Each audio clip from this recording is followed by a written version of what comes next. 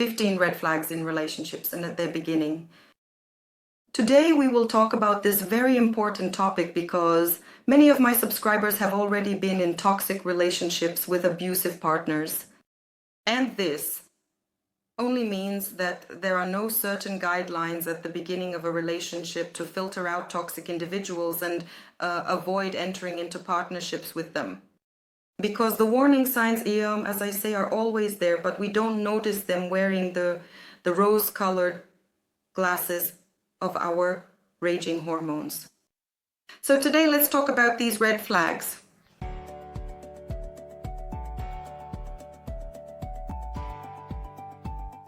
I'm psychologist Yulia Latunenko, and I've been working as a psychologist for almost 19 years now.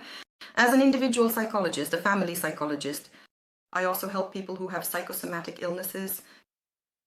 I want to immediately clarify that my video, like all my other videos, is not only addressed to women. Men, you can watch them with the same benefit as women do. Because many men reproach me, saying that I seem to be addressing women and saying that only men can be abusers and narcissists. No, that's not the case. Personality disorders, they make no difference. They have no gender, no sex. So, look, I will simply say partner here, but sometimes I will say your husband or wife. Just generalize this information for yourself. So the first point in our list, and it is manipulation through fear, loss and guilt. How can it look? Many of you have heard such phrases from partners, even at the beginning of a relationship, when you don't want to do something. Well, for example, you say, well, this is not okay for me. And the partner says to you, well, if you don't do this, then it means you don't love me. Or if you loved me, if it's a woman saying it, then you would never do such a thing. This is a manipulative, interpretative judgment that leads you to start justifying yourself, feeling guilt, anger, irritation, but you don't leave these relationships. You continue to somehow justify your partner and thereby support this toxicity. If a person is already speaking in such a manner with you in a relationship, especially at the beginning of a relationship, it's a flag, a red one, number one. It's better to end such relationships and not ignore these signals, because it will only get more and worse. Second point, if you are at the beginning of your relationship, especially as in many couples, nowadays they happen and start online, and very often men, having reached a certain level of intimacy, when they already think you are hooked. They do this, of course, more often men, but it is what it is. And they start asking women for nude photos. And if you later don't feel strong enough to face the fact that your photos might circulate on the internet, nude photos, then it's better not to do it. Nude photos. They can even be spread on the internet. Former partners who were officially married to you. Therefore, I advise in principle never to do this. And to find some other ways to arouse, or sending a photo over the internet, which is already a document, should not be done at all, because you are taking a big risk and exposing yourself. Then you might find yourself in a situation with which you don't know if you can handle it or not. Because there was a case when a girl even committed suicide when her ex spread and sent out nude photos to her acquaintances. Therefore, if you are not sure that you can handle it, don't do it. Don't expose yourself in this way. And the man who asks, he may ask, but you say no, and he will calm down. He says, yes, I understand all people are different, I understand. And he stops pressuring you. So everything is okay here, but if the pressure continues after some time, he returns and revisits this issue and says, if you don't send the first item, then it means you don't love me. That's it. At this point, you really need to think carefully about whether you need such a relationship. Well, in general, all relationships that start incredibly fast and incredibly. You let another person into your mental space incredibly quickly, then there are great risks that these relationships can become very pathological, unhealthy. Well, I'll talk a little more about this later. The third sign or third red flag is disappearing without explanations. Just yesterday, my client wrote to me and she wrote, well, look, Yulia, everything was fine. Everything was good. We went out, took a walk. He was so generous, fed us, bought a gift for my daughter, just the perfect man. And then suddenly he disappeared without warning, without explanations. Then a month later, he reappears and writes to her and she says, well, you've already made your choice. You disappeared. Why are you writing to me?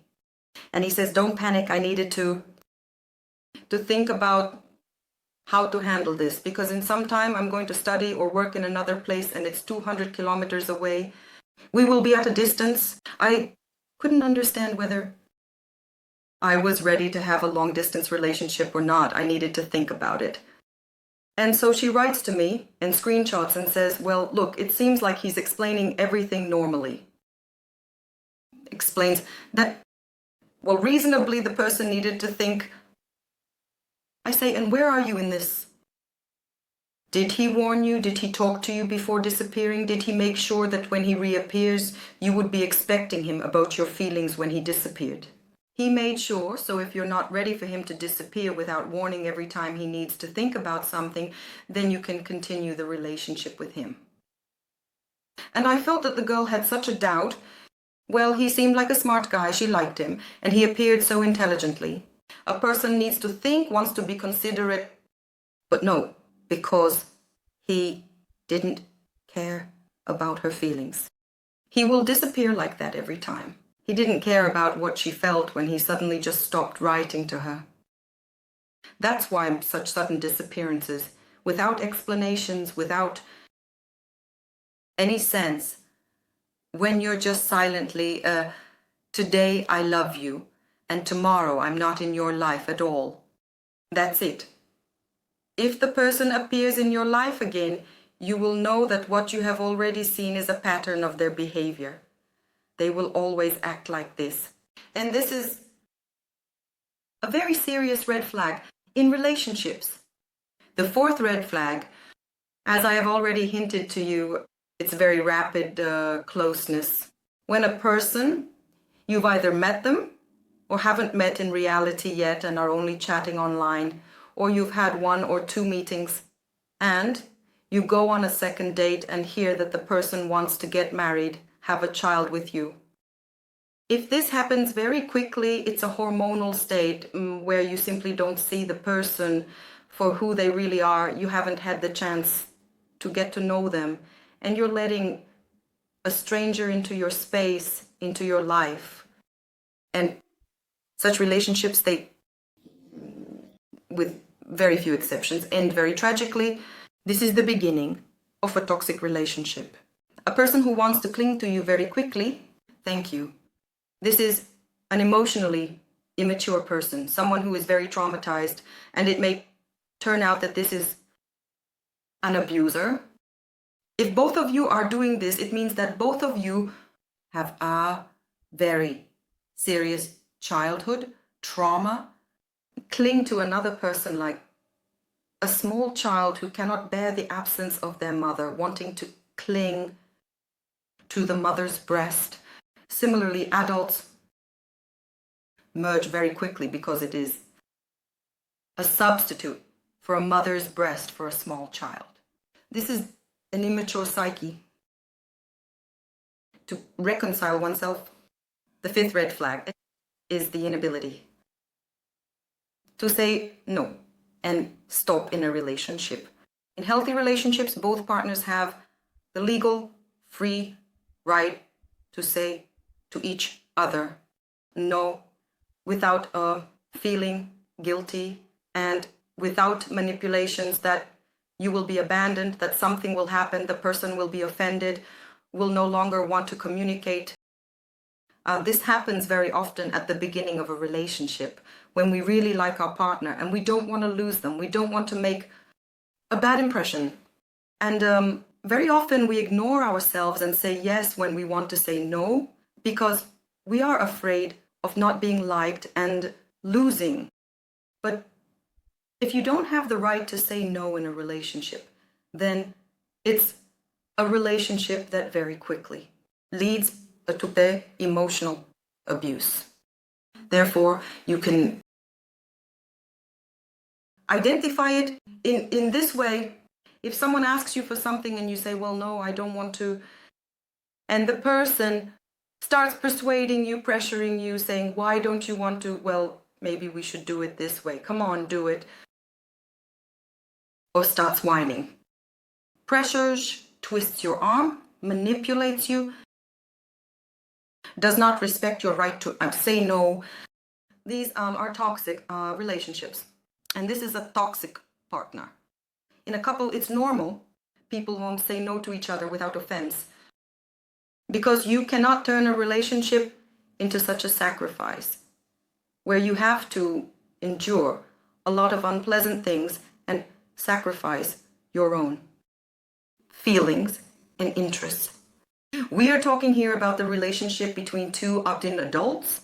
This is not about the relationship between a child and an adult, where the child depends on the adult and the adult is responsible for the child. Here, it's completely different.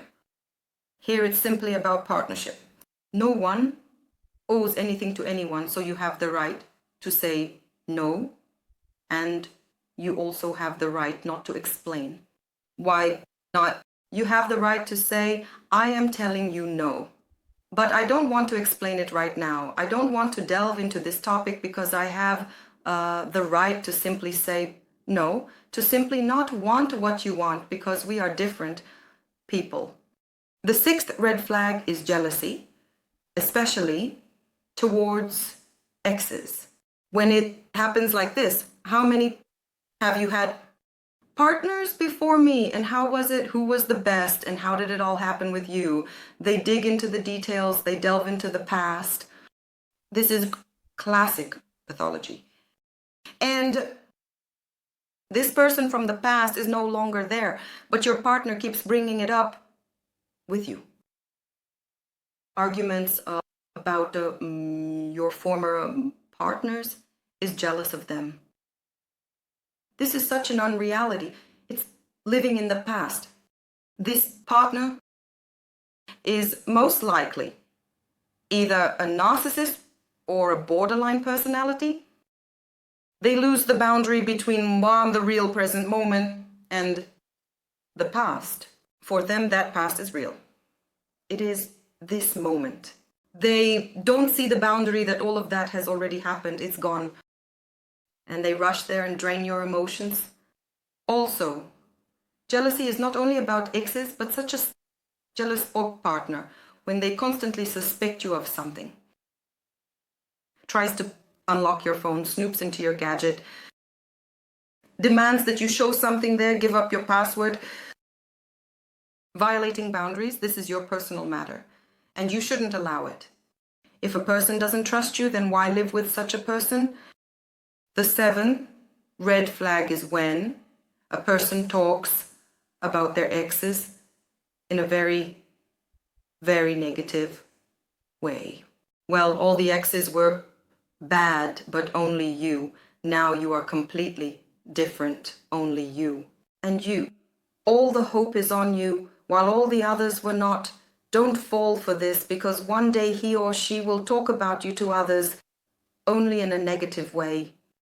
Or there is another polarity when you come to your partner's place, or beloved, And on the walls, there are photos of exes or preserved items of ex-partners.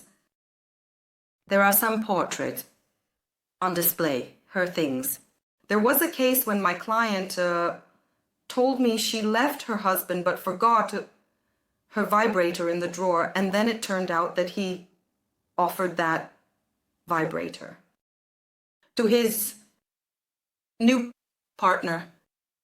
In other words, the guy didn't neglect anything, because it's either disrespect towards you or the person was no, not yet. Mentally, psychologically, she hasn't broken up with her former partner, or she is still in an emotional connection. And in principle, next to such a person, well, there is no room for building new relationships. So let this person heal mend their wounds, and then build relationships. Comment, subscribe, and I really welcome any of your activity under my videos. I marked relationships with a married partner as red flag number 8. This is also very serious, because the person is essentially in relationships with 2 partners, but in reality they are not close with either of their partners. That is, for example, sorry men. For instance, a man has a mistress and a wife, but he is not close with either one. He lies from time to time to one and then to the other. And if a person does this, then you are dealing with a person who will lie to you from time to time. And it may happen that you will find yourself in the place of this wife. Once I already mentioned a conversation with my son when he was telling me about his friend who stayed here in Kyiv, because my son has been living in America for 10 years. And I once asked him, are you still friends with that friend you worked with here in Kyiv? He says, no, I stopped being friends with him. I ask why? Because he has a mistress, he has a wife and a small child, and he has a mistress. I say, what does his mistress have to do with you? Why is that so? Did it influence your decision to stop being friends with him? Well, he tells me if he betrays someone close to him, then why wouldn't he betray a friend like me, for example? For me, this is already a trend. It's a pattern of behavior. It's the morality and values of a person who betrays. So my son decided that such people are dangerous to have around him.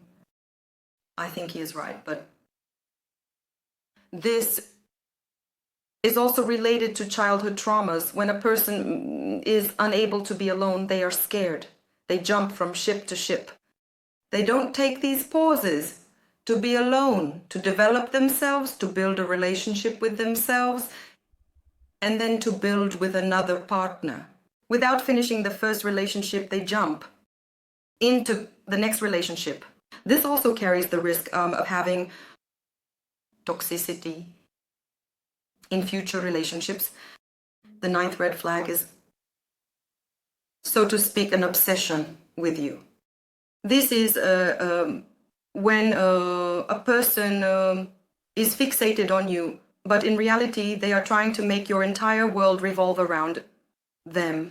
This is when you feel like you have less and less personal space, as the person intrudes everywhere into all areas of your life. They are overly present, and they might even tell you that your friends are bad, your hobbies are not right. That is, such a partner will cut off all your external interests, so that your entire life revolves around once them. And this is very dangerous. This is a symptom that you are with a narcissist, or even worse, possibly a psychopath.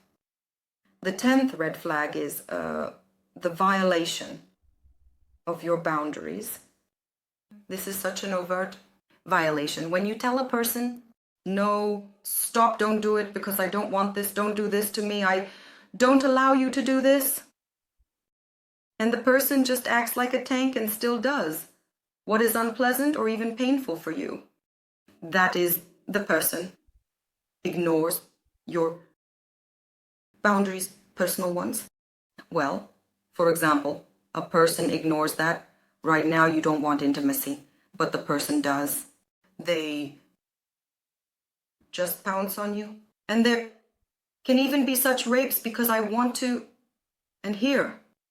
Very often, women don't even have time to ask themselves whether they actually want it or not. There can also be such pressures from a woman on a man when he says, no, don't do this. Don't interfere with what I'm doing, but she just doesn't listen, pushes forward, and doesn't care. And this indicates that the person is very immature, to put it mildly, and may even have a personality disorder. Boundaries are violated, and all signals, alarms, no, stop, are ignored. You can't do that. The 11th red flag is ignoring your feelings. A person, for example, may rudely or sharply say something to you, insult, humiliate, or speak ill of you. And at that moment, they are not even interested in the fact that you might be hurt, meaning this person lacks empathy. What all mature adult relationships are generally built on is empathy, or it's when I do something concerning you, but at that moment, I don't just think about how good it is for me. I also consider how my actions affect you, your feelings, what you will feel if I do this to you.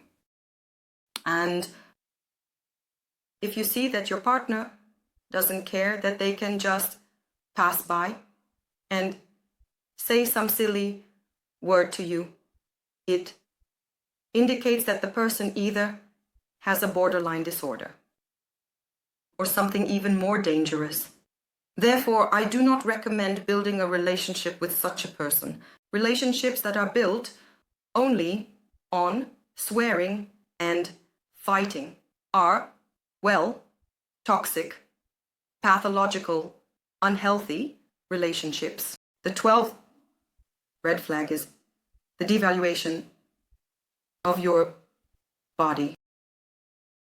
Like, one of my clients told me that when she had her first sex with her future husband, he told her after their first intimate encounter, well, everything is fine, but you need to tone up your butt. After that, you just need to run away. Because this completely knocks the ground out from under a woman's feet. And in principle, it does. This kind of devaluation adds such doubt and insecurity, like, who would want me and my butt isn't right?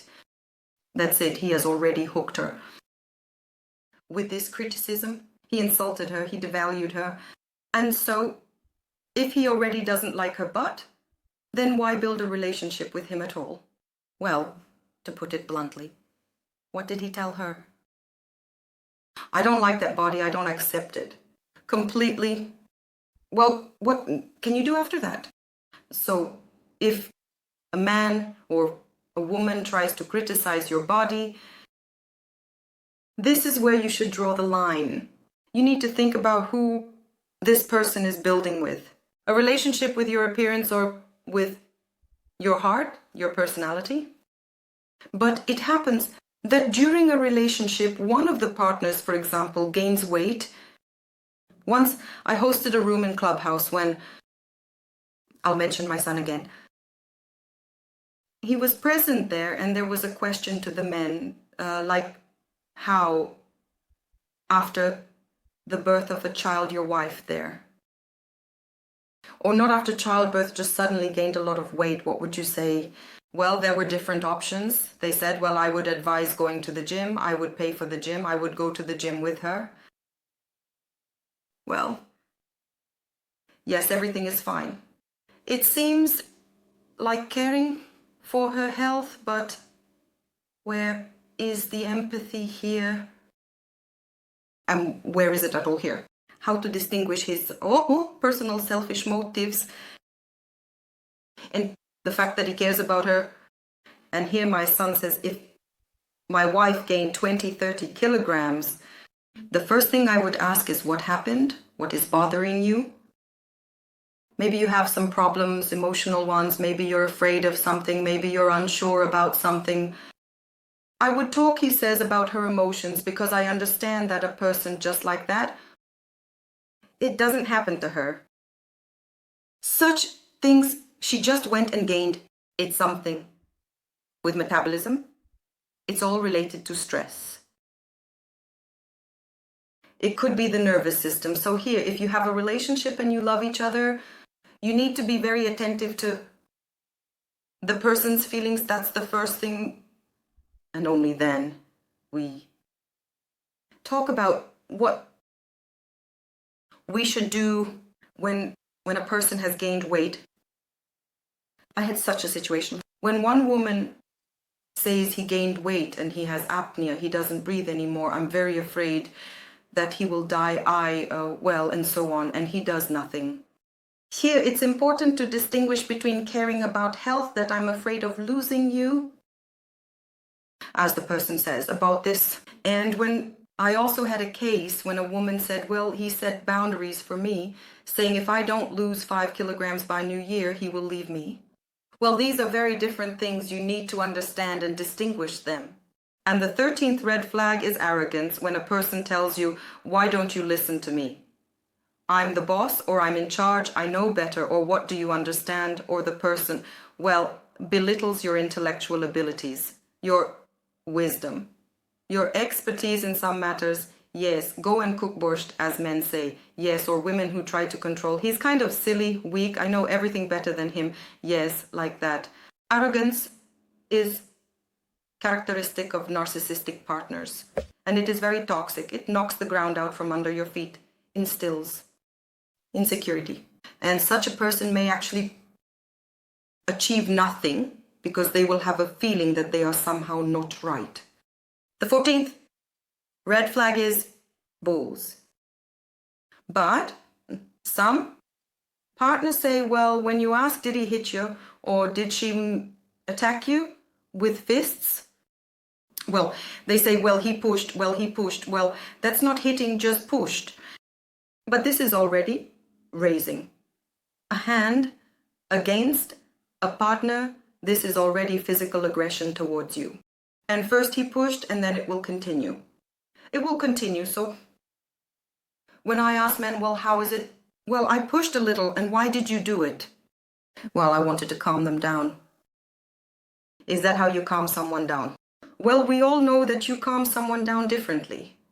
No, when there is such a physical act towards a partner, we already classify it as a fight. This is already a physical battle. And the 15th red flag is the inability to take responsibility, the inability to apologize if something was done, and understanding that it caused pain to the partner. One must have the strength to admit their mistakes and apologize. But there are people who are completely unable to do this, and living with such people is very difficult. On the contrary, they will twist everything so that you end up being the one at fault. Therefore, the ability to acknowledge one's mistakes and ask for forgiveness is a very mature trait. And if you see that a person is incapable of this, you will have problems with it in the future as well.